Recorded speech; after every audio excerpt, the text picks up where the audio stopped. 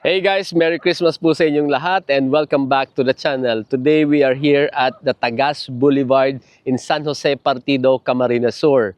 Ang sarap ng fresh air, ang sarap ng tunog ng dagat, very relaxing. And what we have here today is the Jetour T2 Lightning IDM.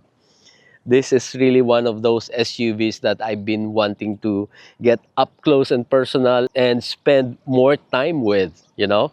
The first time we saw this was in April 2024 during the MIAS 2024. I can still remember Jetour Philippines had the busiest booth back then kasi a lot of people were really checking out this very handsome SUV. Back then, yung variants nila was 4x2 and 4x4 na gas engine. And this time, they made it even better. This is now a plug-in hybrid. Nice, di ba? Mas maganda. Yes, the design of the body, it's still the same. But with the hybrid, of course, it's so much more efficient, so much more powerful. We would like to thank Jetour Philippines for lending us this handsome SUV. All right, so in this video, I'm going to share with you our experience in driving this Jetour T2 Lightning IDM from Manila all the way here in Camarines Sur. It's going to be another Pru test drive, practical, relatable, used test drive, of course, from Team DTV. 16 hours on the road, na-stress test yung Jetour T2 Lightning IDM. Nagkaroon ba ng problema? Let's find out. And then I'm going to share also with you its energy efficiency. Ilang kilometers ba ang tinakbo ng full EV mode niya before nag-kick in yung gas? And then, how was the fuel consumption for the rest of the trip? And then, kinaya ba niyang umakyat dun sa EME? So yeah, another Pru test drive. So sit back and relax. We are here today in Makati, Ayala Center. We just need to do some last-minute Christmas shopping. And while shopping, we're going to charge the Jetour T2 in preparation na rin for our trip to Bicol tomorrow. The charging power is 5.8 kilowatt. Naglalaro between 5.8 and 6.1. The Jetour T2 is capable of DC fast charging. Kaya lang yung charging port natin is hindi siya pang DC. Kaya yan, slow lang siya. Akala mo naka-connect ka lang sa 7 kilowatt. Good thing about this Jetour, yung there's more information. Merong charging voltage, charging current. There is a bigger view here. Ayan, mas maganda tingnan. I-reset na kaya natin yung trip meter para mamaya ready na tayo. After reset, okay, so reset tayo ngayon. Press OK for 3 seconds. Guys, this is all new to me. Kinakapa ko lang yung system nitong Jetour. Ayan, so naka-zero na siya, no? And then dito naman sa big screen, gusto ko rin i-reset yung mga computations niya, no? Para meron tayong fresh start, Energy consumption, info, there. So let's select all. And then reset na natin. Confirm. Ayan, fresh start tayo. Okay, we're done. 100%. So, ito ang settings natin. Full EV muna tayo. And we'll keep the region level at middle. Tapos, titingnan ko mamaya pagka nag-start na tayo mag-highway drive kung anong pakiramdam niyan. Pwedeng baguhin ko. For now, smart power saving. And then, we'll just use eco mode. Alright? So, inaantay ko lang yung mga girls. Ayan, andito na pala sila. Tapos na mag-shopping. Pakarga tayo ng hangin. It says here, kapag eco, 2.7 bar. Sabi ni Google, 2.7 bar is about 39 PSI. Parang medyo matigas no? Pero sundin na lang din natin. We'll see tomorrow kung matigasan ako, di hinaan natin. Ayan, 39. Okay, thank you. 39 PSI. Okay guys, it's now 2:18 AM. Late tayo ng konti. We were supposed to leave at 2 AM. But anyway, so bago tayo umalis, pakita ko lang sa inyo, magmula kanina nung nagpa 100% charge tayo sa Makati, right? Pauwi ng bahay, nag-travel tayo ng 6.8 kilometers and nag-consume tayo ng 7%. Hey guys, so eto, nandito na tayo sa SLEX, no? And yeah, first thing, di ba sinunod natin yung recommended na tire pressure. So naka 39 PSI tayo. And for me it's okay. you can feel that the tires are hard, pero you can also feel the suspension is working. Kaya sa akin okay lang. If that's the recommended tire pressure, I'll stick to that. Okay naman kasi lumalaro yung suspension so I'm okay. I feel comfortable. Okay ba sa yung suspension? Hindi naman matigas, di ba? So kanina nag-drive kami sa EDSA, di ba? Alam niyo naman yung condition ng EDSA, di ba? So okay naman kahit naka 39 siya. Maganda suspension so far. Medyo nakakapanibago lang to no? Pero yung ganitong top, flat top and then flat bottom, tapos may parang corner siya dito. It actually makes sense kapag dire-diretso ka ng ganyan, dire-diretso lang yung takbo mo. Parang actually mas ergonomic malambot yung preno niya, sobrang almost medyo nakaka-numb yung feel. So actually magmula kahapon medyo nag-adjust ako, kasi sobrang lambot talaga, pero consistent naman all the way. Malambot siya hanggang sa completely kumagat yung preno. In terms of acceleration, okay lang siya. I like the tuning. Hindi siya sobrang aggressive. Right now, naka-eco mode lang kami. And I think yung response niya, I think all the way to Bicol, baka eco mode lang kami. I'm guessing even if going up dun sa ME, I think eco mode lang kami. By the way guys, kargado kami sa likod. Mamaya pag nag-stop over kami, papakita ko sa inyo yung itsura ng mga luggages namin. Okay, so yeah, like I said, i-monitor natin yung consumption, yung energy consumption natin. I'm monitoring right now. We are at 82% SOC and tumakbo na tayo ng 21.8 kilometers. At ang sabi sa akin, yung threshold daw nito is 15% bago mag-kick in yung gas engine. Alright, so medyo malayo pa. See you later. Gusto kong gawin kasi medyo dark dito, gusto kong subukan yung adaptive cruise control niya. Yung mga images dito sa screen, nakikita niya yung truck. Oops, medyo bias siya sa kanan, cancel ko muna kasi may mga cones at medyo mukhang complicated. Okay, lipat tayo dito sa kabilang lane. Baka kasi hinahanap niya yung yung lane marking kasi mukhang may ginagawa pa dyan sa kabilang side. Blurred, hindi masyadong malinaw yung line or yung lane marking sa right side. So lipat tayo dito sa kabila. Let's move here. Ayan, mas malinaw na yung lane markings. Okay, ACC on 68. Iakyat ko ng 75 kph of 76. Okay, 76. Not sure kung nakikita nyo yung kamay ko. Ayan.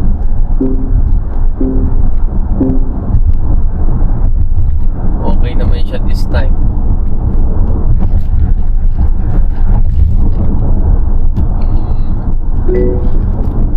Okay, so yung kanina doon, hindi lang talaga siguro masyadong malinaw kasi hindi very wide and then merong mga cones. Siguro yun ang nagpa-complicate. So nandito na tayo ngayon sa Santo Tomas, nalagpasan na natin yung Star Tollway. And you guys familiar naman kayo sa Star Tollway. Right now may mga portions doon na ginagawa. And pag hindi mo kabisado, magugulat ka.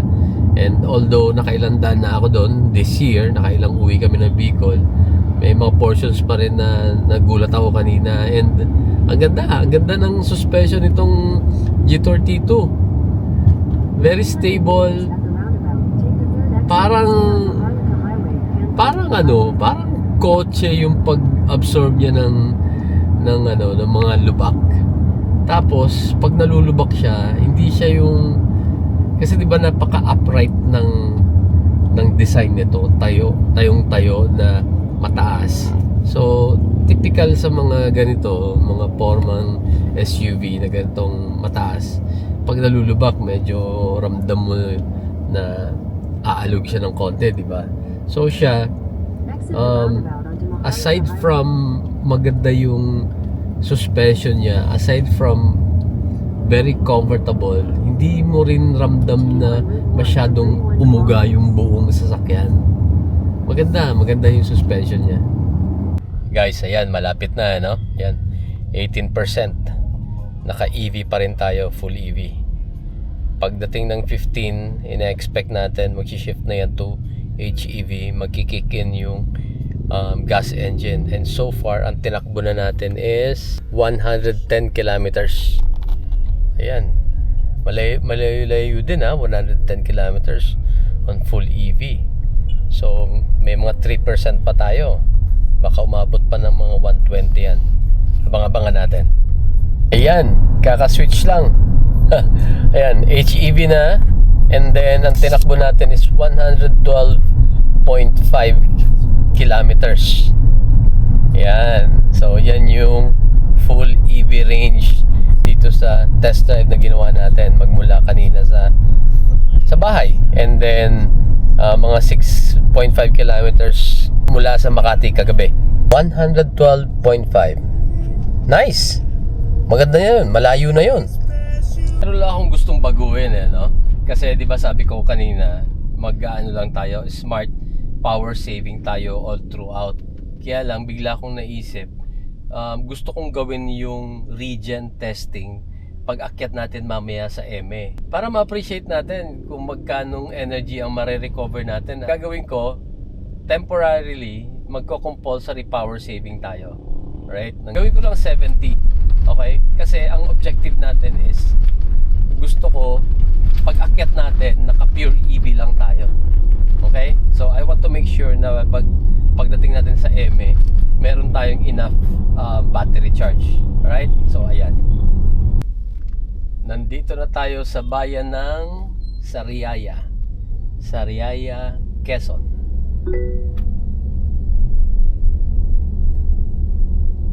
So, andito na tayo. Ito yung sa paanan ng paakyat ng EME. This is the Quezon National Forest Park.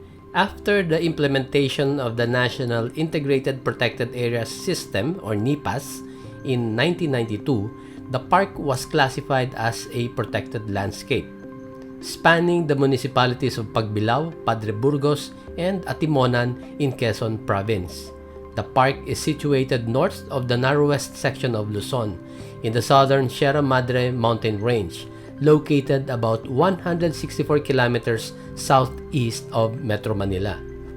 The park is known for its virgin forest teeming with numerous wildlife, with several species endemic to the Philippines. Some of the species in the park are the monitor lizard, monkey, deer, wild pig, and many more.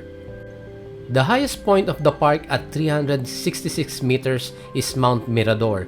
During the Philippine Revolution, the Philippine flag was raised on the mountain, signifying the conquest of the region. The American and Japanese flags were also hoisted on the mountain during their colonization. And in 1946, when the Philippine flag was raised there again after the country gained independence. The road that cuts through the park includes a zigzag section, also known to the locals as EME, due to mispronounced name of Aimee Marcos, which was written on the side of the mountain. It was a project of former Governor Alcala and the late former President Ferdinand Marcos. It is open only to light vehicles, 2 wheels up to 6 wheels only, as it is prone to accidents due to dangerous hairpin curves. People nowadays confuse it with Bitukang Manok, which is located in Basud, Camarines Norte. Again, uulitin ko, hindi ito ang Bitukang Manok. Alright, so bago tayo umakyat dyan, ito yung gagawin nating experiment. Di ba ginalaw ko yung settings natin dito, ginawa kong compulsory para makapag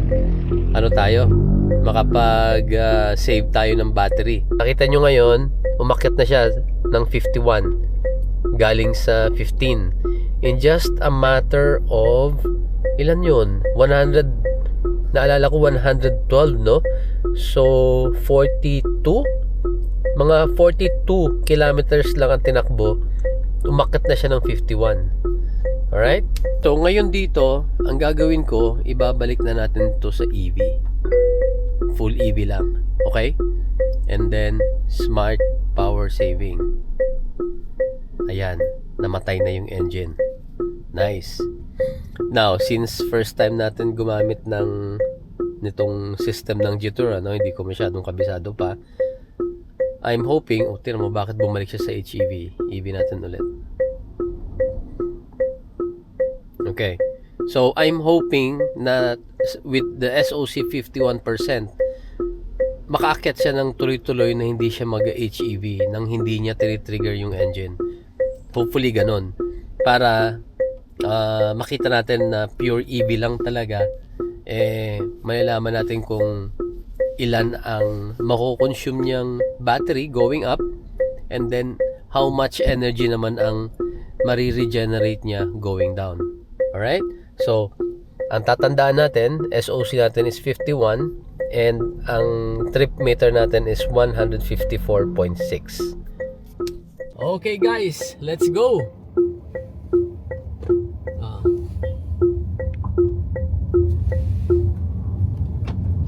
Going up, ayan na. Sinabayan pa ng konting ulan. So, kung naalala nyo, ginawa natin to last time with many other cars, no? At madalas na pupunta tayo dito gabi na. I mean, madilim pa. Ngayon, maliwanag na kasi medyo late na nga kami nakaalis ng bahay, and then inantok ako kanina. Tumigil muna kami. Nag-power nap muna ako. So anyway, eto na, going up tayo, and yun, naka-EV pa rin. Going up, naka-EV. 50% SOC, hindi naman niya inactivate yung gas engine. So nasa 33 kilometers per hour lang speed natin. Pagka ganitong pakyat, daan-daan lang, steady speed, hindi masyadong mabagal. Pero mapapansin nyo dyan, medyo ibang mga kamote nag-overtaken yan dito kahit ganito kataas tsaka kurbada yung mga nagmamadali dyan. So anyway, ang ganda talaga ng suspension nitong medyo na-surprise ako Alam nyo naman, napaka-notorious ng daan dito, di ba? Dito sa, ito actually Quezon pa lang to So, kanina marami kaming nadaan ng mga lubak-lubak. Ang ganda lumaro. And again, ulitin ko, naka 39 yan prangkahan tayo. Yung mga naka Fortuner dyan, Montero, Everest, kaya nyo ba mag 39 na tire pressure? Hindi nyo kaya. Masakit na sa katawan yun. Di ba? Eto 39. Maririnig mo, no? Maririnig mo yung kapag matagal ka nang nagda-drive, kaya mong ma-separate ang tunog or feel ng gulong tsaka ng suspension.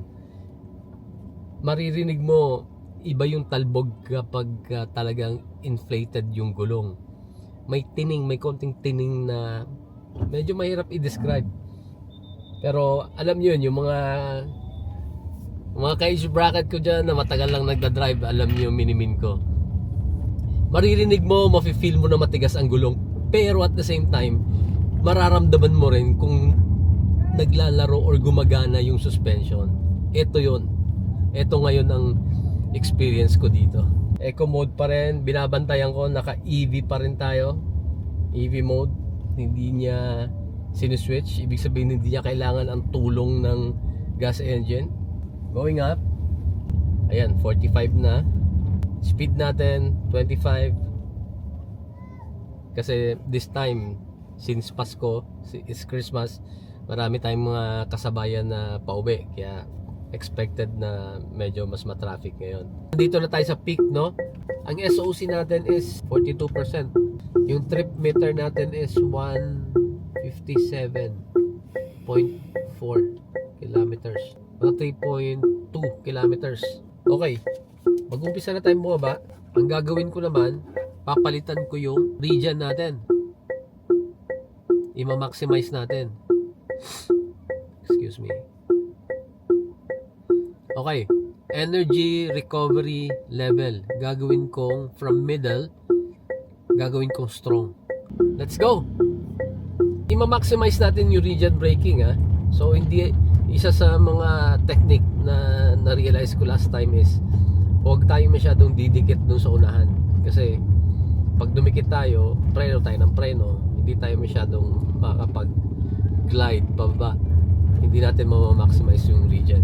Kapag tinapakan mo ng konti lang yung preno, nagmumultiply yung regen niya, biglang tumataas yung power na nare-regen niya. So from mga 7 biglang nagiging 12, 14, no? So the same behavior ng DMI.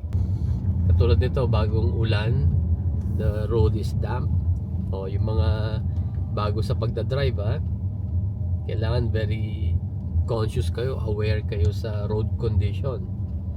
Lalo pat kapag ganitong mga nasa bundok, tapos bihirang may mga dumadaan, expect mo yung mga sa gilid ng road niyan, meron dyan mga algae, may mga lumot, madulas yan. So you'll never know, you might lose traction. Traffic na, no? Kaya yung regen natin hindi masyadong maximized. Okay, so nakababa na tayo. Okay, so ang SOC natin is 43%, umakyat lang ng 1%. Konti lang, no? I think malaki talagang difference kasi nung pababa, traffic, hindi talaga tayo tumuloy-tuloy na nakapag-glide, nakapag-regen. And yung trip meter natin is 160. Ayan, 43%, 160 kilometers. Right? And then naka full EV pa rin tayo. Yun ang maganda. Dito pala mas malaki screen. Ayan. Yun ang maganda. Hindi nag-switch to HEV. Okay? So, balik tayo sa smart power saving. Okay? And then ibabalik ko yung regen to middle. It's now 8:22, 23. Dito kami ngayon sa Jollibee Atimonan. Magbe-breakfast muna. Grabe yung mga girls ko, kakagising lang yan. Hindi nagising sa alog-alog sa lubak-lubak kanina. Very impressed. I'm very impressed with the suspension of the Jetour T2. Maganda siya maglaro ng mga lubak-lubak. The suspension is really working well. Considering again, kasi naka 39 ba naman yan? So how can you feel comfort pagka naka 39 ka?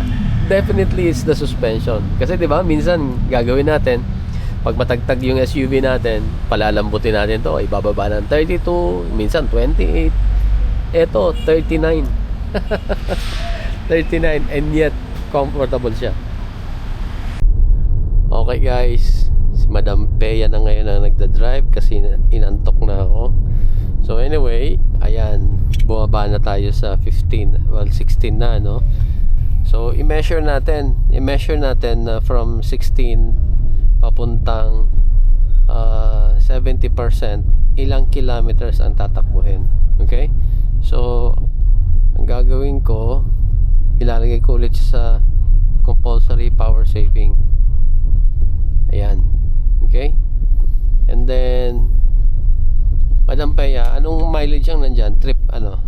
Trip 197.6. 197.6.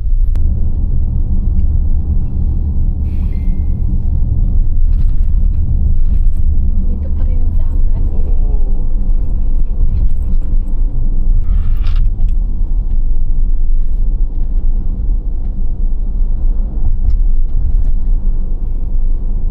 Hey guys, kaka 70% lang.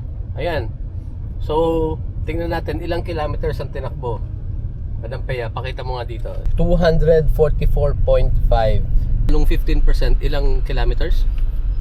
197. 197, so mga 347, 48.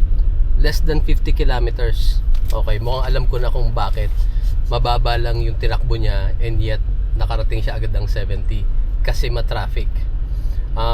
The sad part about that, I think, is ibig sabihin mas maraming fuel ang nakonsumo kasi na-traffic tayo, less regen. Yun yung na-miss natin, yun yung nasayang natin dahil sa traffic. Balik ko na to sa smart power saving, tapos back to full EV tayo. This is Maharlika Highway in Tabugon, Santa Elena, Camarines Norte, the first town of the Bicol region after crossing the border from Calawag, Quezon. Kapag dumiretso ka pa, it will lead you to Labo, Daet, Basud, and the Bicol Natural Park, where the Bitukang Manok is located. Dito sa kanan is the beginning of the Andaya Highway, officially known as the Quirino Highway. The construction of the highway began in around 1950s during the term of President Elpidio Quirino, thus being called Quirino Highway. It serves as an alternative route going straight to Naga City, Camarines Sur, Legazpi City, Albay, or Sorsogon City in Sorsogon. Karamihan ng biyahero dito na dumadaan, kaya hindi na nakikita yung original na Bitukang Manok at yung eme sa Quezon National Forest Park ang napapagkamalang Bitukang Manok. Severe traffic congestion occurred on the highway in mid-December 2024 due to road slips. Imagine, construction started in 1950s. Hindi pa ako ipinapanganak. Early 80s kasama ako parati ng daddy ko in going to Binondo. Under construction pa to. Hanggang ngayon, under construction pa rin.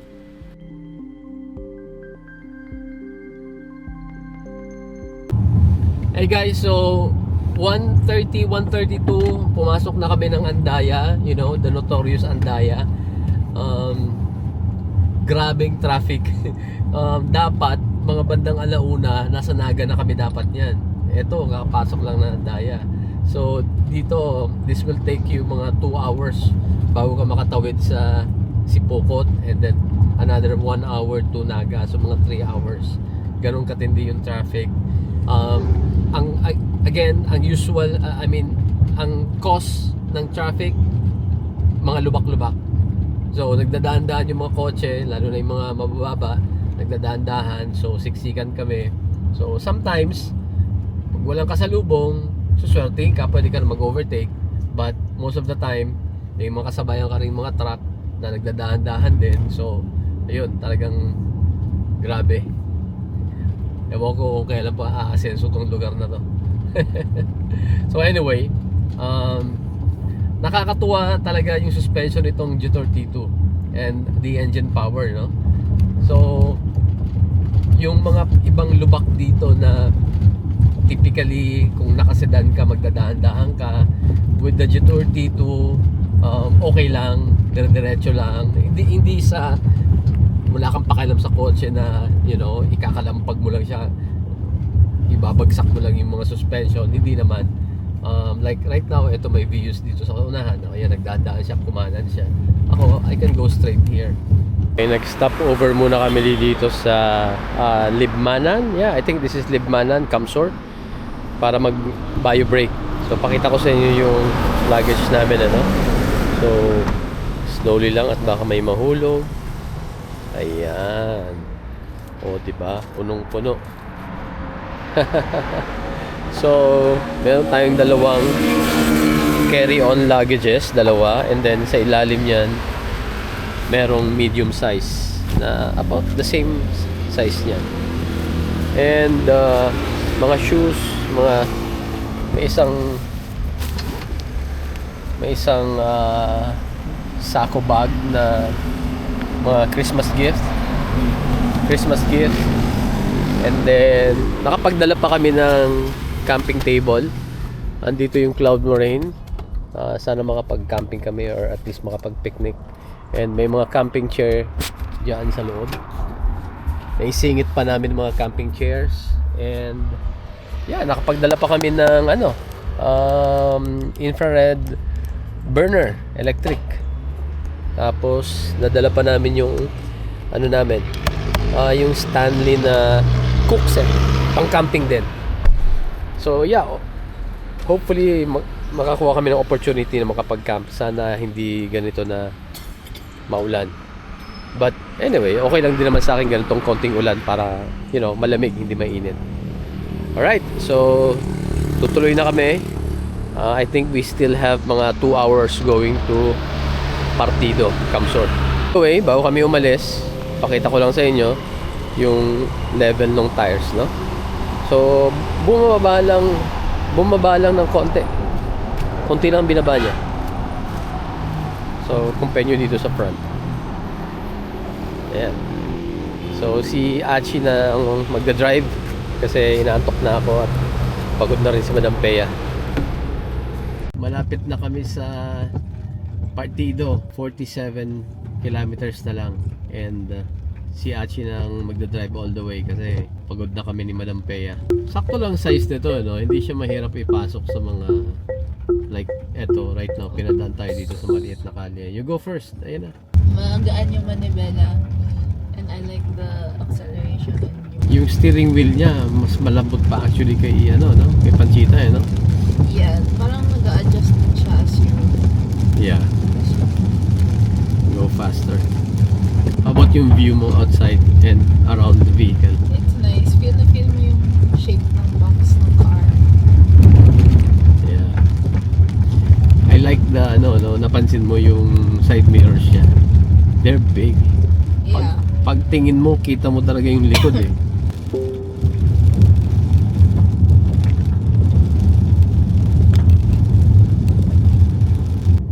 Malapit na kami, finally. My God, gabi na. 6:32 PM. Distance na to, itong travel namin na to. This should have taken only mga 12 hours. Pero it took us 16 hours. Grabe. Well, what's important is we arrived safe. Okay, nandito tayo ngayon sa San Rafael Fuel Station. Dito to sa may Partido sa Lugon. Automatic lang ha. Demo ipagsagad. And so this is premium 95 RON. 62 pesos and 80 cents. Siguro mga 26 or 27 to. Estimate ko lang. Ayan, malapit na. 26, 27. Ayun, oops. Oh. Hindi pala ako naintindihan ng batang gasoline boy nung sinabi kong automatic lang. Pinipiga niya pa rin yung pump kahit nag-automatic na. Sanay siguro sa mga jeepney driver na pinapasagad sa dulo ng tangke. Anyway, buti na lang nakatutok yung camera natin at nakita natin na nag-automatic na at 26.76 liters. Kaya yan ang value na susundin natin. Okay guys, so ayan. Full tank na tayo, ano? 26 point, ilan yun? 26.76 liters ang kinarga. Total distance traveled is 425. Kita ba sa camera? 425 kilometers. Okay? Magko-compute tayo. Alright, let's do a quick summary ng mga experiments na ginawa natin, di ba? On our way here from Manila to Camarines Sur. So let's start with the energy consumption. So from 100% SOC, nag-charge tayo, di ba? Down to 93%, umabot tayo ng 6.5 kilometers. This was coming from Makati. You know? Makati pa uwi ng bahay. So, medyo city traffic yon. Hindi naman sobrang traffic. Tama lang, moderate. 6.5 kilometers. Nung nag-drive na tayo, expressway all the way to bandang Lucena, umabot tayo ng 100 total, kasama na yung 6.5, umabot tayo ng 112.5 kilometers bago siya umabot ng 15%. By the way guys, dito sa G32 Lightning IDM, the threshold is 15%. Sa other cars, other hybrids na tinitas natin, nasa 25%. It's because mas malaking battery nito. So yeah, umabot ng 112.5 kilometers ng full EV. Malayo yun. Maganda na yun. Especially kung gagamitin mo siguro for city. Siguro babaan mo lang to ng konti. Baka 105, 110. Depende. But yeah, that's good enough. Yung next na ginawa natin is, yeah, when we arrived here sa Camsor, dito sa San Jose Partido, Camsor, nagpa-refuel tayo, right? So we did a full tank method. Nagkarga tayo ng 26.76 liters, right? And then yung total distance travel natin is 425 kilometers. 425 divided by 26.76 liters, and that's 15.8 kilometers per liter. Right? So overall, kasama na yung 112.5 kilometers na full EV. Maganda na yon. Now, kung gusto mong kunin lang yung figure for the pure HEV, tanggalin natin yung 112.5 doon sa 425. So, magiging 312.5 lang talaga yung kilometers na tinakbo using HEV. And if you divide that by 26.76, yung rate mo, consumption mo ng gasoline is 11.67 kilometers per liter. Oh, teka, alam ko na, magre-react na naman kayo. Bakit ang baba? 11.6. Yung dati kong Ford Everest, nakaka-12 yun, di ba? Or easy lang din sa kanya makakuha ng mga 10 kilometers per liter. Please do not forget yung traffic.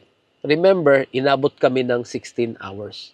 Okay? Kung yung mga dati kong ICE, for that long, na tumatakbo, stuck sa traffic, aabante ng a few meters, tapos stop na naman, AC running, everything is running, hindi kulang yung isang full tank mo doon.